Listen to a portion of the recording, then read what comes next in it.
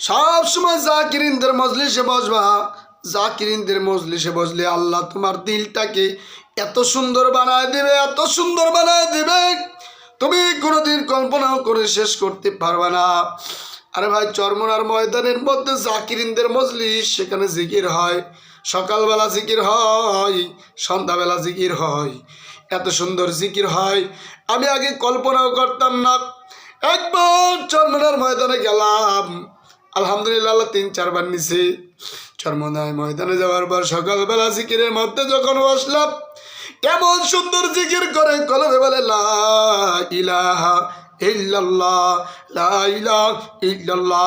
এইভাবে যখন জিকির করে আল্লাহর ওলিদের মজলিস, সারা মজলিসটা জিকিরে জিকির করতেছে, সবাই জিকির করতেছে।